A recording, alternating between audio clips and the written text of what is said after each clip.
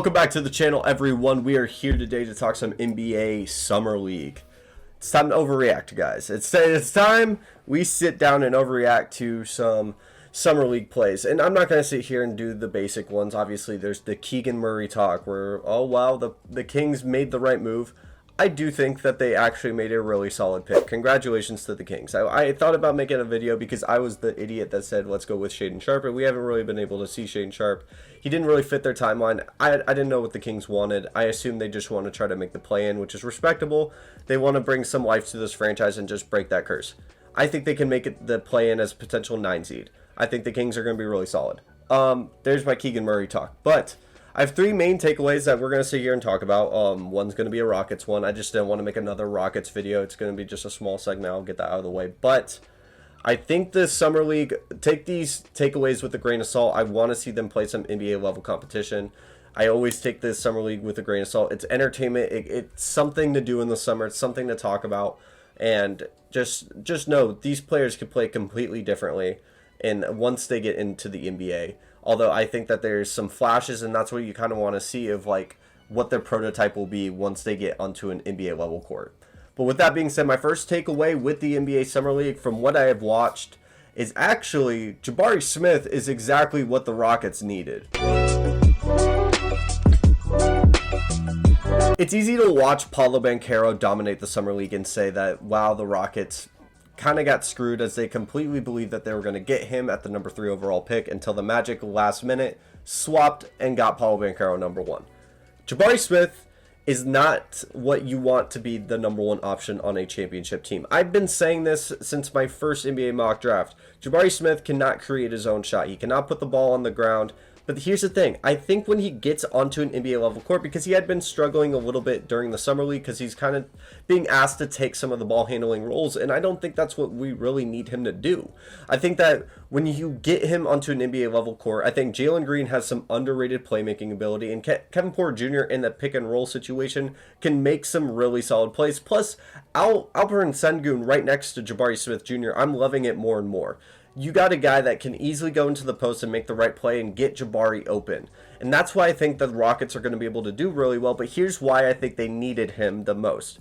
This dude defensively, I mean, first of all, I want to say the Locksmith name, fantastic. I love that nickname for Jabari Smith so much. That's a fantastic name for him. But I do think that this is something that the Rockets really needed, which was wing defense. I mean, don't even get me started. Tari Eason is the steal of the draft in my opinion so far. I think Tari Eason is one of my favorite players coming out of this draft. His mom is on Twitter interacting with Rockets fans.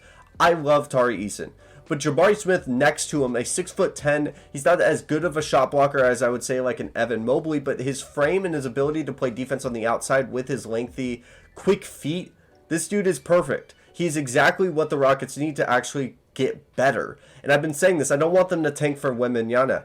I don't want that. I think that if you're in the range to potentially say Kevin Porter Jr. does not make that step that everyone is hoping for, you go get Scoot Henderson. But I think that this Rockets team is trying to become better and not contend now, but by all means grow together. Do not break this young team apart. I think that the Rockets need to be patient with this because Jabari Smith is going to be a really solid number 2 or 3 guy on a championship level team, which you might be asking, why would you do that with the 3rd overall pick?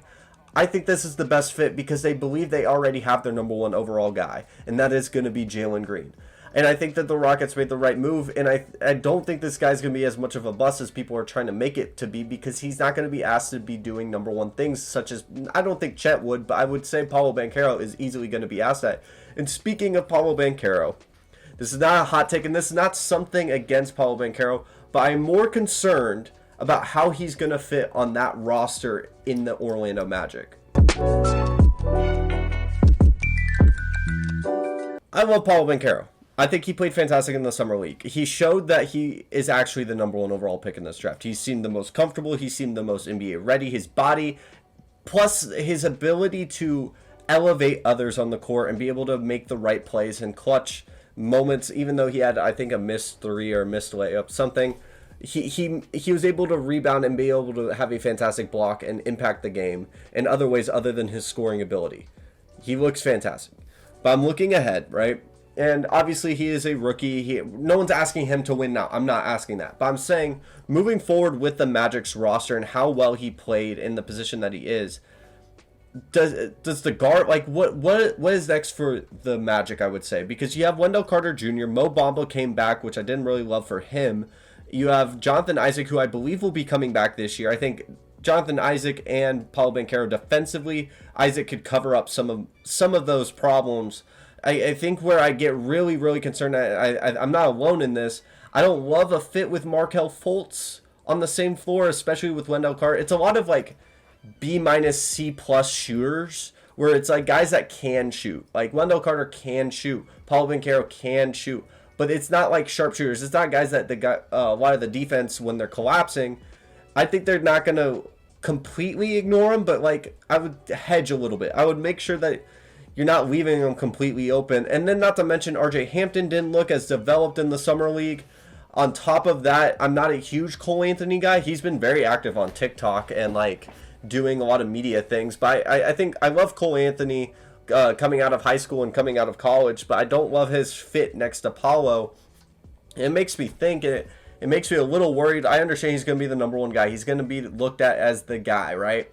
And what is like the perfect point guard next to a guy like him? And I would say it's a guy that can at least, almost like a Jalen Brunson, would be perfect next to Paolo Banchero, because right now their guard situation is so cluttered. I understand they're probably going to get something back from Terrence Ross and his bigger contract, and they're not looking to win now, but I'm starting to look at it like, how are you going to build this team around him? Wendell Carter could be really interesting if he shoots a lot better, and Jonathan Isaac plus Wendell Carter could easily mask some of Paolo Banchero's inconsistencies on defense. I think he's going to be a solid defender over time, but right now that's not where he's at.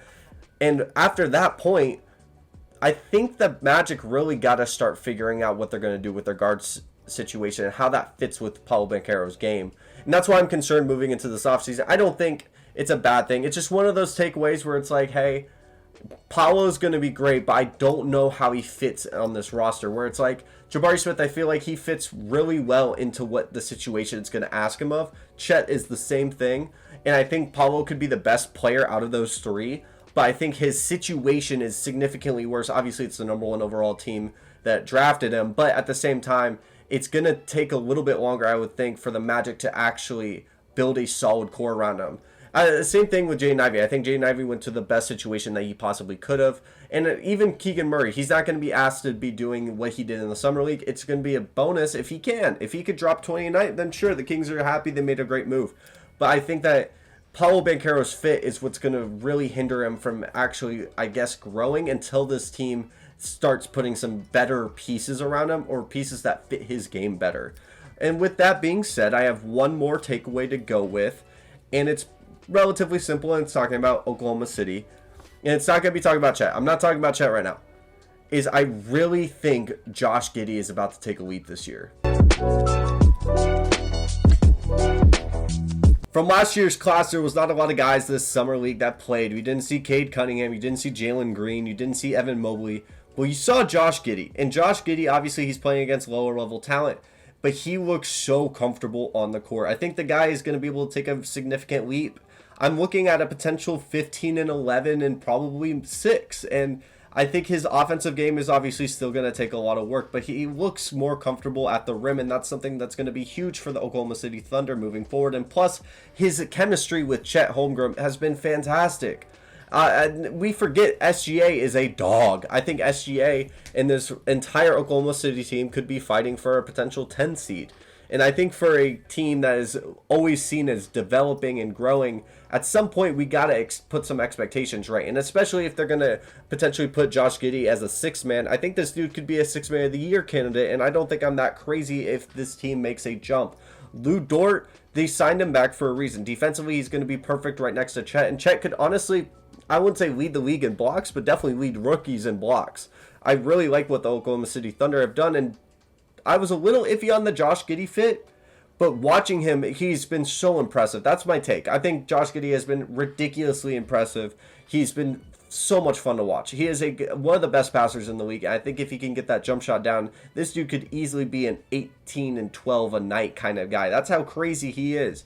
I think that he's going to be a stat sheet stuffer, and he's getting really good defensively, or I would say underrated defensively, and I think this team is going to be really fun to watch. But if you're at this point in the video, thank you so much for watching. My throat is killing me from making, like, I think I'm on my 3rd video recording right now, but thank you so much for watching.